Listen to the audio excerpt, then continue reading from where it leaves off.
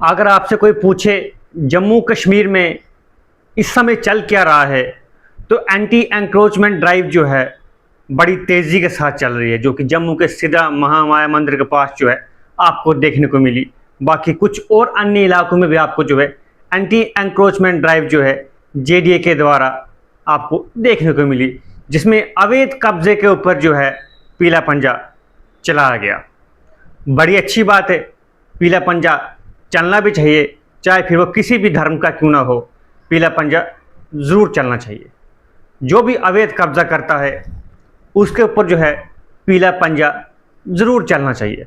लेकिन कुछ सवाल हैं मेरे, जो सवाल पूछने बनते हैं सरकार से, जेडीए से और बड़ी सरकार से भी। जब ये लोग उस जगह पर कब्जा करते हैं, जो कि आपने देखा भी है सोशल मीडिया में कि फॉरेस्ट की ज़मीन के ऊपर जो है कब्जा किया हुआ था, और कब्जा करने से पहले की अगर बात करूं मैं, जब वो घर बनाते हैं, बिजली का कनेक्शन लगाते हैं, पानी का कनेक्शन लगाते हैं, लंटर लगाते हैं, तब सरकार कहाँ सोई रहती है, तब जेडीए कहाँ गहरी नींद में सोया होता है, उस समय नज़र नहीं पड़ती है। क्योंकि जब बिजली का कनेक्शन लेना है तो बिजली के विभाग के पास जाना पड़ता है, तो बिजली विभाग उस समय कैसे कनेक्शन देता है।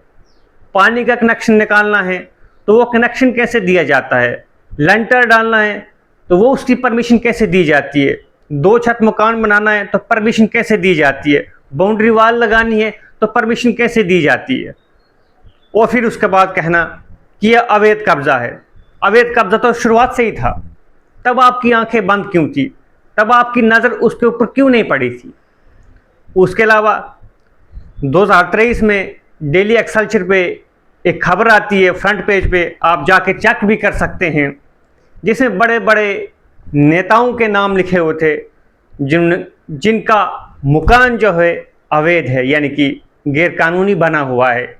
वो भी इसी तरह का है कि जहाँ पर बुलडोज़र चलना चाहिए लेकिन चलता नहीं है, और बुलडोज़र जो है आम आदमी के ऊपर लगता है, चाहे फिर वो किसी भी विशेष धर्म का क्यों ना हो, जिसके ऊपर जो है बाद में ये कहा जाता कि ये विशेष धर्म ही यहाँ पर कब्जा करता है। ऐसा नहीं है, हर धर्म का व्यक्ति जो है कब्जा कर रहा है और कब्जा करता है। लेकिन जब कब्जा कर रहा होता है तब उसको वो परमिशन कौन देता है। मान के चलो कोई अवैध तरीके से कोई दुकान बना रहा है, उसके ऊपर लंटर डालना है और अपने जो एरिया है उसके मुताबिक वो ऊपर से एक्स्ट्रा बाहर के लिए निकल रहा है, तो वो परमिशन कैसे मिलती है। वो सारी परमिशन जो है मिल जाती है, समय समय पर लेन देन हो जाता है और वो मकान बन जाता है, चाहे फिर वो कच्चा हो या पक्का हो। और फिर जब सरकार बन जाती है, जब सरकार का मन और मूड बन जाता है कि अब हमें एंटी एंक्रोचमेंट ड्राइव करनी है और किसी पुराने मुद्दे को जो है अभी जो सुर्खियों में चल रहा है उसको नज़रअंदाज करने के लिए हमें एंटी एंक्रोचमेंट ड्राइव करनी पड़ेगी, तो फिर उस मुद्दे से भटकाने के लिए लोगों को जो है इस पर लाया जाता है और अब जो है ड्राइव चलाई जा रही है। तो फिर चलाएं ना वहाँ पर भी जहाँ पर आपके बड़े बड़े पक्के मकान बने हुए हैं, क्योंकि वो भी जो है अवैध कब्जा ही है, लेकिन उसके ऊपर कोई कार्रवाई करने की कोई बात ही नहीं है, क्योंकि पावर तो आप ही हो, पावर आपने क्रिएट की हुई है, लेकिन आम आदमी को इसका भुगतान करना पड़ता है। अभी जिन घरों के ऊपर ये ड्राइव चली है वो अभी टेंटों में रह रहे हैं, सड़कों पर रह रहे हैं, और उनके लिए उम्मीद और प्रशासन की तरफ से उम्मीद दी जाती है हम ये करेंगे वो करेंगे वो करेंगे, लेकिन होता कुछ नहीं है। 4 दिन सोशल मीडिया में खबर रहती है, उसके बाद सब कुछ पानी की तरह बहता हुआ चला जाता है, लेकिन होता कुछ नहीं। और जम्मू कश्मीर में जो तमाम मुद्दे हैं, जो तमाम परेशानियां हैं, उनके ऊपर बात नहीं करेंगे, बिजली पानी सड़क के ऊपर बात नहीं करेंगे, अस्पताल के ऊपर बात नहीं करेंगे, पढ़ाई के ऊपर बात नहीं करेंगे, नौकरी के ऊपर बात नहीं करेंगे, लेकिन बेकार बैठे हुए कुछ न कुछ तो करना है, इसलिए एंटी एंक्रोचमेंट ड्राइव कर देते हैं, जो कि करना भी चाहिए था। लेकिन मेरा सवाल यही है कि आप जब वहाँ पर कब्जा कर रहे थे, जब उनको कनेक्शन मिल रहे थे बिजली का पानी का, वो कैसे मिल रहा था। जब वो अपनी बाउंड्री वाल बना रहे थे तब आप कहाँ पर सोए हुए थे, जब वो लंटर लगा रहे थे तब आप कहाँ पर सोए हुए थे, तब आपको नज़र नहीं पड़ी।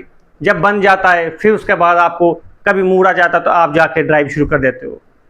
जो आपको तब करना चाहिए तो वो आप आज कर रहे हो, और जहां मैंने आपको पहले बताया कि एक्सल्चर की खबर लगी हुई है, लीड खबर लगी हुई, फ्रंट लाइन पर लगी हुई है कि बड़े कब्जे किए हुए हैं, उसके ऊपर कब ड्राइव करोगे? और कुछ दिन पहले एलओपी साहब का भी बयान आया था कि बुलडोजर तो लगना चाहिए उनके ऊपर भी, तो लगाएं ना फिर। सिर्फ आम आदमी के ऊपर क्यों, गरीब आदमी के ऊपर क्यों? बड़े उच्च अधिकारी जो हैं, बड़े मंत्री संतरी हैं, उनके मुकाम भी तो इस तरह के कुछ बने हुए हैं। ज़रा वहाँ पर भी पीला पंजा लें, ज़रा वहाँ पर भी ड्राइव शुरू करें, ताकि जम्मू कश्मीर को लगे, जम्मू कश्मीर की जनता को ये लगे कि सरकार जो है भेदभाव नहीं करती है, गरीब भी और अमीर भी, मंत्री संतरी जितने भी है सब एक ही श्रेणी में हैं। तो इस ड्राइव का मतलब ये नहीं है कि सिर्फ जो है गरीबों के ऊपर जो है ये कार्रवाई की जाए, क्योंकि आज जो है हर कोई कब्जा कर रहा है, क्योंकि ज़मीन है ही नहीं और कोई कहीं भी सेटल हो रहा है। लेकिन सेटल हो रहा है तो वहाँ पर भी उसको परमिशन मिलती है, बिना परमिशन के वो वहाँ पर नहीं रह सकता है, बिना परमिशन के वहाँ पर वो बल्ब नहीं जला सकता है, बिना परमिशन के उसके घर में बिजली का पानी का नल जो है नहीं आ सकता है, कुआं नहीं खोद सकता है। ये सारी परमिशन मिलती हैं, उसके बाद जाके एक मकान बनता है और फिर ड्राइव चलती है। ये पहले क्यों नहीं हो रहा है? और अब फॉरेस्ट की लैंड जो है जिसके ऊपर कब्जा किया हुआ है सुर्खियां बटोर रहा है। लेकिन ज़रा इस पीले पंजे को कहीं और भी घुमाएं, पता चलेगा आपको कि ड्राइव कहाँ कहाँ चलाने की ज़रूरत है, और जम्मू कश्मीर के लोगों को भी तब जाके पता चलेगा कि सरकार जो है भेदभाव नहीं करती है। लेकिन अगर उनके ही मकान उसमें आते हो तो फिर क्या होगा? अपनी राय कमेंट बॉक्स में ज़रूर दें।